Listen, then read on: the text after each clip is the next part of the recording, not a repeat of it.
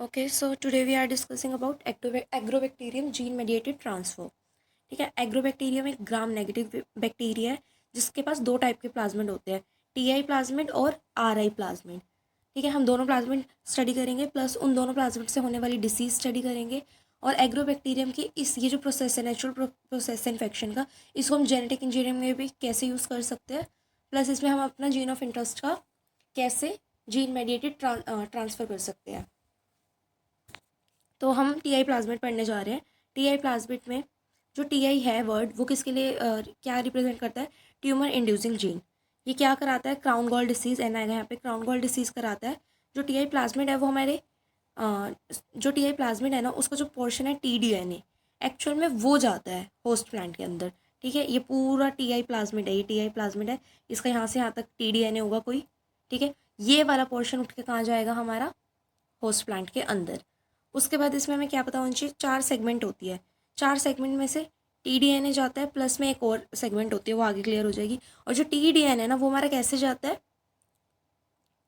Border के through, border लगे होते हैं।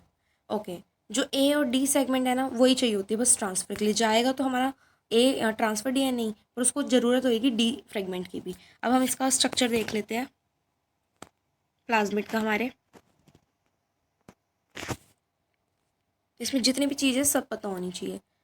तो ये सबसे पहला ये हमारा टीडीएनए है, ये पूरा टीआई प्लाज्मिड है। ठीक है, 142 टू 233 किलो बेस पेयर का है। टीआई प्लाज्मिड के अंदर 4 सेगमेंट है, ए सेगमेंट, बी, नीचे सी और ये डी।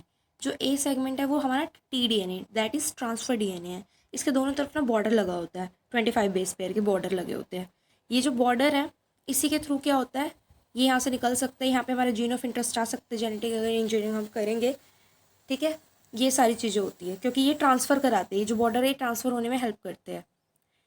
उसके अलावा हमें इसमें क्या पता होना चाहिए? एक और ही साइट होती है बी रीजन पे। सी रीजन हमारा कंजुगेशन में काम आता है, कंजुगेशन करने में। ये भी अभी आगे एक टॉपिक आएगा जब टाइप ऑफ वेक्टर्स आएंगे, उसमें पता चलेगा इसका क्या रोल है। ये भी जीन ट्रांसफ़र कर देता है। और उसके बाद है हमारा विर रीजन। ठीक है, ये तो हमें चाहिए होता है ट्रांसफ़र कराने के लिए, इसका जो भी इन दो बॉर्डर के बीच में चीज़ प्रेजेंट है उसका ट्रांसफ़र कराने के लिए। ठीक है, अब हम टीडीएनए को देखने जा रहे हैं, नेचुरली कैसे डिसीज़ होती है, क्या होता है। ये जो टीडीएनए का सेगमेंट है ना, ये लेफ्ट बॉर्डर, ये राइट बॉर्डर, इसमें एक तो ये रहा, ये हमारा हो जाएगा ऑक्स के लिए, मतलब ऑक्सिन का। ठीक है, उसके बाद साइटोकाइनिन के 2 जीन तो हमारे पास ऑक्सिन के लिए होते हैं, एक जीन हमारे पास साइटोकाइनिन के लिए होता है। ठीक है, ये साइज के लिए होता है जीन। और ये है हमारा ओपाइन का सिंथेसिस कराने के लिए। ठीक है, ऑक्टापाइन और नोपालाइन, ये वो चीज़ें होती है। अब प्लांट खुद एक जेनेटिक इंजीनियर है, मतलब प्लांट किससे खाना लेगा या कुछ भी लेगा, तो ये अपने लिए ऑक्टापाइन और नोपालाइन सिंथेसाइज खुद ही करता है। ठीक है, ये भी एक अच्छी बात है कि हमें इसे प्रोवाइड नहीं करना पड़ता। गुड जेनेटिक इंजीनियर की यही मतलब होती है क्वालिटीज़। उसके बाद हमारा ये जीन्स है, देखो ऑक्सिन के लिए क्या है? ऑक्स ए और बी, फिर आई ए इंडोल एसिटिक एसिड से याद रहेगा ये, और टी एम एस 1 2। उसके बाद साइटोसाइन में क्या है? आई पी टी, इसके पाथवे में भी आता है ना। उसके बाद टी एम आर जीन, ये भी याद रहेगा। साइज के लिए टी एम एल है, T M S, T M R, T M L, S R L, और सिंथेटिज में ये 2। ठीक है, उसका ये जो हमारा रीजन है ना, मैंने बताया था टी आई प्लाज्मिड में क्राउन गॉल डिसीज़ करने की एबिलिटी होती है। वो एबिलिटी इसकी वजह से आती है, ट्यूमर इंडक्शन। ये ऑन्कोजेनिक रीजन ये है, ऑक्सिन और साइटोसिन वाला, साइटोकिन वाला। ठीक है, उसके बाद दूसरा प्लाज्मिड है हमारा are I plasmid. Are I plasmid वो एग्रोबैक्टीरियम ट्यूमिफेशियन है से आता है, वो वाला प्लाज्मिड उसके अंदर मिलता है। और एग्रोबैक्टीरियम राइजोजीन से हमारे को राइजोजीन वाली स्पीशीज से हमें आर आई प्लाज्मिड मिलता है। आर आई जैसे वहाँ टी आई था, क्या था वो? Tumour inducing. आर आई का मतलब रूट इंड्यूसिंग, हेरी रूट इंड्यूसिंग। तो इसकी डिसीज़ भी कैसी होती है? हेरी रूट डिसीज़। इन्फेक्शन साइट इसकी क्या होती है? रूट में होती है, ये तो हमें पता ही है। अब रूट के लिए कौन सा हार्मोन रिस्पॉन्सिबल होता है? ऑक्सिन, है ना, ऑक्सिन होता है। तो इसमें क्या होएगा? सेम होमोलोगस होएगा बिल्कुल टीआई प्लाज्मिड की तरह। इसमें ऑक्सिन का एकदम से टीएमएस होता है ना ऑक्सिन के लिए जीन, उसका बहुत ज़्यादा ओवर प्रोडक्शन होने लग जाता है। ठीक है, और ऑक्सिन रूट में सिंथेसाइज होता रहता है और हेरी रूट डिसीज बनाता रहता है, क्योंकि उसकी प्राइमरी साइट ही वही है, रूट का प्रोलिफरेशन कराना। इसके लिए 2 जीन आते हैं। जो इसका टीडीएनए होता है ना, उसके अंदर रोल बी और रोल सी जीन आते हैं, जो प्लांट ग्रोथ रेगुलेटर होते हैं। ठीक है, और इसमें कुछ और कुछ इंपॉर्टेंट नहीं है इसमें। उसके बाद हाँ ये वेक्टर आ गए, ये हमें पता होना चाहिए। को 2 टाइप के वेक्टर होते हैं टीआई बेस पे, को इंटीग्रेटिव और बाइनरी वेक्टर। को इंटीग्रेटिव का मतलब क्या होता है, ये जैसे डायग्राम में है। को इंटीग्रेटिव में क्या होता है, जीन ऑफ इंटरेस्ट हम एक वेक्टर में डालते हैं और फिर उस वेक्टर को ना हमारे टीआई प्लाज्मिड से रिप्लेस कर देते हैं। ये हमारा टीआई का प्लाज्मिड है, ठीक है। ये हमारा वो रीजन है जहाँ पे टीडीएनए है, ठीक है। ये कोई आया हमारा वेक्टर, इसके अंदर हमारा जीन ऑफ इंटरेस्ट है, ठीक है। यहाँ पे आइडेंटिटी नहीं है कि वो नहीं बता रही मैं जीन ऑफ इंटरेस्ट कैसे है, वैसे तो वो ऐसे होता है प्लाज्मिड में, यहाँ होता है ना, एक तरफ बाइंड हो जाता है उसके प्लाज्मिड के। ये वाली चीज़ यहाँ आएगी, ये जो टीडीएन है ना ये रिमूव हो जाएगा, ये रिमूव हुआ और ये इसकी जगह आ जाएगा यहाँ पे, ठीक है। ये है सारी कहानी। तो हमने क्या लिया, देखो ये हमारा कोई प्लाज्मिड है, ओ सॉरी ये हमारा कोई जीन ऑफ इंटरेस्ट है, ठीक है। इसको हमने पीबीआर वाले प्लाज्मिड में डाला लेफ्ट और राइट बॉर्डर के बीच में, ठीक है। अब पीबीआर को हमें सॉरी हमारा जीन ऑफ इंटरेस्ट है, जीन ऑफ इंटरेस्ट को हमने पीबीआर में डाला एंड देन पीबीआर को हमने टीडीएनए के लेफ्ट और राइट बॉर्डर के अंदर डाला, ठीक है। ये चीज़ हो गई, क्योंकि लेफ्ट बॉर्डर और राइट बॉर्डर पर रिस्ट्रिक्शन साइट्स होती है, वहीं से इंसर्शन हो सकता है। और जो टीडीएनए का खुद का रीजन था उसको वाइल्ड टाइप टीडीएनए को हमने रिप्लेस कर दिया। अब जब रिप्लेस करा तो इसमें क्या होने वाला है, टीडीएनए में ये जो था वो Ti plasmid tumour inducing genes थे ना, तो ये जो ट्यूमर इंड्यूसिंग जीन्स थे वो तो हो गए रिमूव, उनका तो हो गया रिमूवल, और इसकी जगह हमारा आ गया जीन ऑफ इंटरेस्ट। इन्फेक्शन वैसे ही चलेगा, इन्फेक्शन चलेगा और जहाँ हमारा टीआई ट्रांसफ़र हो रहा था अब हमारा जीन ऑफ इंटरेस्ट ट्रांसफ़र होएगा, ठीक है। ये तो था को इंटीग्रेशन की। को इंटीग्रेशन में हमने क्या किया था, जो वाइल्ड टाइप टीडीएनए था उसको हटा दिया, उसकी जगह जीन ऑफ इंटरेस्ट वेक्टर में डाल के वेक्टर को उसका चिपका दिया लेफ्ट और राइट बॉर्डर के बीच में, ठीक है।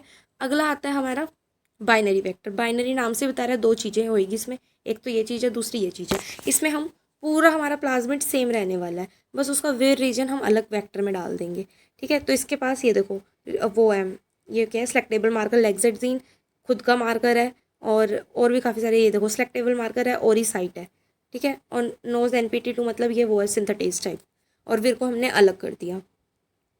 क्या फ़ायदा होता है इसका, देखो जो हमने पहले वाली को इंटीग्रेटेड पढ़ी थी ना, उसमें क्या होता है, उसमें ना इतना बड़ा तो साइज़ है ही उसका प्लाज्मिड का, उसके ऊपर हमने अपना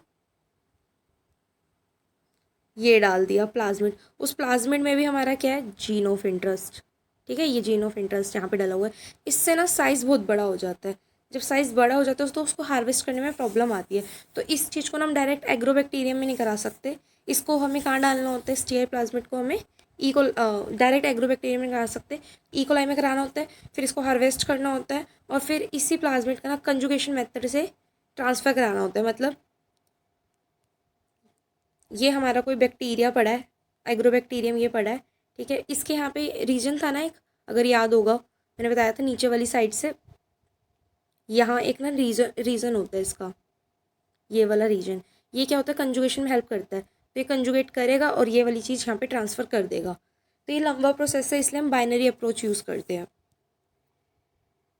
और तो इसमें कुछ इंपॉर्टेंट नहीं था, बस इसकी इस डिसएडवांटेज की वजह से हमें डुअल वर्क नहीं करना पड़ता। देखो ये आ रहा है ना डुअल वर्क, पहले हम इसमें डाले इकोलाई में हार्वेस्ट करें, फिर उसको कंजुगेट मेथड से एग्रोबैक्टीरियम में डालो, फिर वो अपना वैसे प्लांट को इन्फेक्शन करे, प्लांट के अंदर जीन डालने के लिए इतना सारा काम शाम करना पड़े, इससे बढ़िया हम बाइनरी वेक्टर बना लें, ठीक है। ये कुछ डिसएडवांटेज है, 1 सेकंड का पोज लेके इसको देख लेना कि साइज़ ज़्यादा होता है, इसलिए विरजीन टीआई प्लाज्मिड का साइज़ लार्ज हो जाता है, पहले इकोलाई में करो देन बैक्टीरियम में करो, इसलिए हमने ये वाला लिया जिसका साइज़ भी स्मॉल है, उसको इकोलाई एग्रोबैक्टीरियम दोनों में वो कर सकते हैं रेप्लिकेट, कोई डुअल फंक्शन नहीं करना पड़ता, विरजीन अलग से होता है। अब है हमारा मैकेनिज़्म तो बहुत ईजी है।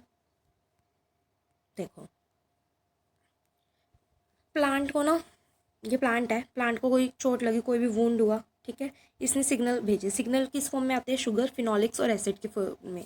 फिनॉलिक में नाम याद रखना है, एसिटोस्ट्रिंजिन। अब ये जो फिनॉलिक शुगर और एसिड है ना, सबसे पहले जो शुगर है ना वो ना न्यूक्लियस जो हमारा क्रोमोजोमल वो है विरजीन, क्रोमोजोमल के विरजीन, उसका वो एक्टिव हो जाते हैं इससे। सबसे पहले जैसे प्लांट को कोई भी वुंड लगा है, कोई भी चोट लगी है, उसने ये चीज़ें रिलीज़ करी ना, तो बैक्टीरिया में क्या होता है, बैक्टीरिया अपने पॉलीसैकेराइड्स रिलीज़ करने शुरू करता है। वो रिलीज़ नहीं करता, मतलब पॉलीसेक्राइड एक टाइप की ना बाइंडिंग करना चाहता है, इस प्लांट के साथ चिपकना चाहता है, तो वो कुछ ना मटेरियल पॉलीसेक्राइड फॉर्म में ATTR लोकस का मटेरियल पॉलीसेक्राइड उससे प्राइमरी अटैचमेंट करता है प्लांट के साथ, और सेकेंडरी अटैचमेंट किससे करता है, हमारे ये क्रोमोजोमल विरजीन से, ठीक है, इससे अटैचमेंट हुई। उसके बाद ये जो फिनॉलिक कंपाउंड है ये किस पे वर्क करेंगे, ये सीधा ना विर ए पे जाएंगे। विर ए कॉन्टिन्यूसली बैक्टीरिया में एक्सप्रेस होता रहता है, चाहे कुछ हो चाहे ना हो, ताकि जब भी कुछ होए ऐसा सिग्नल तो वो उसको कैच कर ले फटाफट। विर ए के पास फिनॉलिक गया, ये एक्टिवेट हुआ, इसने सबसे पहले, इसके पास हिस्टिडीन काइनेन डोमेन है, इसने सबसे पहले अपना ही ऑटोफॉस्फोराइलेशन करा। इसके बाद इसने विरजीन का भी फॉस्फोराइलेशन करा। विरजीन बाकी सारे विर बॉक्स को एक्टिवेट कर देता है। तो विरजीन ने क्या करा, विरजीन ने पूरे विर रीजन को क्या कर दिया, एक्टिवेट। और ये टीआई प्लाज्मिड अभी हमने देखा था, ए सेगमेंट ये रही, बी सेगमेंट ये रही, सी और डी, विर बॉक्स को पूरा एक्टिवेट करा। विर बॉक्स एक्टिवेट होते ही क्या होएगा, विर बॉक्स में ना सबसे पहले क्या आएगा, डी वाला विर डी रीजन आएगा। और विर डी रीजन क्या करता है, विर डी रीजन ना उसको निक जो हमारा डीएनए है ना उसके ऊपर, ये जो डीएनए है टीडीएनए, इस पर सिंगल स्ट्रैंडेड निक करेगा, ठीक है, D2 का बता रही हूँ, ऐसे कट कर देगा। एक ही स्ट्रैंड कट करी, डीएनए में तो हमारी ये स्ट्रैंड है, ठीक है, उसने एक ही को कट करा, एक ऐसे है और एक अभी पूरे सर्कल के साथ ऐसे ऐसे जुड़ी हुई है, एक को कट कर लिया, इतना इतना कट करके यहाँ ले आया वो, ये देखो, ये हमारा पूरा वो था डीएनए, ठीक है, सर्कुलर फॉर्म में, उसने इतना पोर्शन कट करा D2 ने, और उसके बाद वो इतना पोर्शन इधर आ गया। अब ये कैसा दिखेगा, ये वाला रीजन कैसे दिखने वाला है, इतना अंदर वाला तो पूरा था, ऊपर से थोड़ा कट गया था, ठीक है, ऐसे ही होएगा। उसके बाद क्या आएगा, D1 आएगा, D2 इसके साथ अटैच हो जाएगा, ये जो हमने अभी अभी कट करके D2 ने कट करा है ना, और D1 आएगा, वो D2 को हेल्प करेगा, ठीक है, टोपोआइसोमेरेज की तरह काम करता है D1, और वो D2 को हेल्प करता है ऐसे इसके साथ रहने में, ठीक है, उसके सर्व करते हैं मतलब फंक्शन। उसके बाद क्या आएंगे, C2 और C, मतलब C2 से फिर C आएंगे, और वो क्या करेंगे, वो जो राइट बॉर्डर है ना उसका एनहांसर एलिमेंट, जैसे ये ट्रांसफर डीएनए था हमारा, हमने TDNA निकाल लिया सिंगल स्टैंडर्ड, इसके पास यहाँ पे क्या होएगा, इसके पास यहाँ पे राइट बॉर्डर होएगा, और यहाँ पे ये राइट बॉर्डर, ये लेफ्ट बॉर्डर। जो राइट बॉर्डर है ना इसके ऊपर क्या लगा होगा, इसके ऊपर एनहांसर रीजन होगा, जिसको कौन पहचानने वाला है, जिसको आके C2 पहचानेगा, ठीक है, विर C2 आया और 12 आया इस पे, इसको पहचाना। उसके बाद इतने में यहाँ पे क्या चल रही होगी कहानी, यहाँ पे डीएनए पॉलीमरेज आएगा और इसको पूरा सिंथेसाइज कर देगा, इसको थोड़ी ख़राब करना है रिपेयर मैकेनिज्म से, इसको सिंथेसाइज कर देगा, और ये वाली रीजन अभी अलग पड़ा है हमारा। इतनी कहानी समझ आ गई, ठीक है। विरजी ने जब एक्टिवेट करे थे सारे, तो जो डी वाला एक्टिवेट हुआ ना हमारा D2, उसने इसी के रीजन को काट लिया, ठीक है, निक कॉज करा सिंगल स्टैंडर्ड, और एक खुद एक साइड पे बंद हो, मतलब जुड़ गया, ज्वाइन हो गया। फिर C2 और C1 आए, वो इसके राइट बॉर्डर पे एनहांसर पे लग गए, ठीक है। D1 इसी को हेल्प कर रहा था, सर्व कर रहा था, टोपोआइसोमेरेज की तरह काम कर रहा था। उसके बाद आएंगे हमारे विर बी वाले प्रोटीन, विर बी प्रोटीन और विर D2 प्रोटीन मिलके क्या बनेंगे, T4SS, एक चैनल बनाएंगे। SS का मतलब क्या है, सिक्रीशन सिस्टम, और ये जो सिक्रीशन सिस्टम है इसको T पाइलस भी बोलते हैं। इसके थ्रू हमारा ये जो डीएनए ट्रांसफर डीएनए विद विर D2 ये जाएगा। उसके बाद एक एक करके ना इसमें D5 E, विर E वाले E2 E3 और F भी जाएंगे। ये यहाँ पे गए, ये रेड वाले क्या है हमारे E है, विर E प्रोटीन। उसके बाद ये देखो हमारा क्या लगा हुआ है, ये डीएनए है, इसके ऊपर D2 लगा हुआ है, और इसी के ऊपर E2 भी लगा है। तो E2 कैसा काम कर रहे हैं, ये सिंगल स्ट्रैंड बाइंडिंग प्रोटीन का काम कर रहे हैं। प्लस E2 का आना इसलिए भी जरूरी है, इसके पास ना न्यूक्लियर लोकलाइजेशन सिग्नल है, जिसकी वजह से ये न्यूक्लियस में जाएंगे, ठीक है, ये न्यूक्लियस में आता है। उसके बाद न्यूक्लियस में आने के लिए क्या चाहिए हमारे को, टी कॉम्प्लेक्स। टी कॉम्प्लेक्स कैसे बनता है, विर E2 से, ये डीएनए से, और हमारे D2 से, ये जो आगे लगा हुआ है, ये कॉम्प्लेक्स अंदर आ जाएगा। और इतने में जो F आया था ना अंदर, इसके F क्या करेगा, एस फेज को एलोंगेट करेगा, सेल साइकिल के एस फेज को काफ़ी देर तक करके रखेगा ताकि ये साइकिल चले। जब ये पहुंच जाएगा अंदर, उसके बाद क्या कहानी होएगी, सेम इसका डुप्लीकेशन हो जाएगा, ये डबल स्ट्रैंडेड बन जाएगा। डबल स्ट्रैंडेड बनते ये हमारे इसी के अंदर ये जो हमारा बना हुआ है, ये पूरा क्रोमोसोम दिख रहा है प्लांट का, इसके अंदर क्या हो जाएगा, इंटीग्रेट हो जाएगा। इंटीग्रेट होने के बाद नॉन होमोलोगस रिकम्बिनेशन से इंटीग्रेट होने के बाद क्या करेगा, ये ट्यूमर वाले जो जीन है उनको एक्सप्रेस करना शुरू करता है। अगर ट्यूमर वाले जीन की जगह हम यहाँ पे शुरू में ही अपना इस प्लाज्मिड के अंदर जीन ऑफ इंटरेस्ट डाले तो प्लांट में जाके हमारे वाले जीन एक्सप्रेस करता ट्यूमर की जगह। यही जेनेटिक इंजीनियरिंग थी। ठीक है, अब एक रिकैप ले लेते हैं। एग्रोबैक्टीरियम क्या है? एक नेगेटिव बैक्टीरिया है। ठीक है, अगर ट्यूमिफेशन देख रहे हैं तो इसमें टीआई प्लाज्मिड है, राइजोजिन देख रहे हैं तो आरआई प्लाज्मिड है। ये क्राउन गॉल डिसीज कराता है, ये हेरी रूट डिसीज कराता है। प्लांट में क्या होता है? फाइटो हार्मोन की ओवर प्रोडक्शन होती है जिससे ट्यूमर हो जाता है। ठीक है, 4 सेगमेंट होती है, ओरी, विरुलेंस, टीडीएनए और लेफ्ट बॉर्डर, राइट बॉर्डर। ठीक है, यहाँ पे ओपाइन वाला आएगा। ठीक है, इन 4 में से जो टीडीएनए होता है ना, उसमें क्या क्या होता है? ऑक्सिन, साइटोकाइनिन और ओपाइन। ऑक्सिन के जो जीन होते हैं TMS1, TMS2, और इसके लिए होते हैं TMR, और इसके लिए होते हैं TMRL और IPT। इसके लिए ऑक्स भी होता है ना, ऑक्स 1 और 2। और इसके लिए ओपाइन के लिए OCS, नोस, फ्यूज, मास और AGS, ये सारे जीन होते हैं। ठीक है, उसके बाद क्या होता है? राइट बॉर्डर पे एनहांसर होते हैं जिसको C2 पे जानते हैं, ये तो पता ही चल गया। उसके बाद ट्रांसफ़र क्या क्या करने वाला है? बॉर्डर जाएंगे, वेरुलेंस रीजन जाएंगे, ABCDEFG। ए का काम था वो जो कॉन्टिन्यूसली एक्सप्रेस कर रहा था। बी कहाँ यूज़ हो रहा था? बी कहीं यूज़ हुआ था? बी भी कहीं हुआ होगा। बी वो चैनल बनाने में, और सी एनहांसर एलिमेंट पे, डी उसको सबसे पहले कट करने में और टोपोआइसोमेरेज का काम करने में, ई उसके पास SSB प्रोटीन है की तरह काम कर रहा था वो, और न्यूक्लियस लोकलाइजेशन सिग्नल। उसके बाद एफ क्या था? एस फेस को काफ़ी देर तक होल्ड लॉन्ग एलोंगेट कर रहा था। और उसके बाद जी ये सबको एक्टिव करता है। तो जी का 1 है, एफ का 1 है और ए का भी 1 है। सबसे ज़्यादा बी है जो हमारे चैनल बनाने वाला है। उसके बाद न्यूक्लियर ई के भी 2 है। एक तो काम करेगा क्या कहते हैं एज अ SSBP, और एक काम करेगा एज अ NLS। ठीक है, C2 के भी 2 है। C1 C2 किसको पहचान रहे थे? एनहांसर एलिमेंट को। डी के 4 है। D2 तो कट लगाता है, D1 उसको हेल्प करता है, और बाकी भी डी के ऐसी फंक्शंस है। ठीक है, ये डन हो गया। उसके अलावा हमारे जाते हैं क्रोमोसोम के virulence gene, CHV, chromosome virulence gene. ये वो वाले जीन है जो सबसे पहले एक्टिव होते हैं। जब अभी शुगर सिक्रीट हो ही रहा होता है प्लांट से, तो शुगर को सेंस करके ये क्या कराते हैं? Secondary attachment. प्राइमरी तो पॉलीसेक्राइड से होती है जो ATTR बॉर्डर से, ATTR लोकस से हो रही होती है।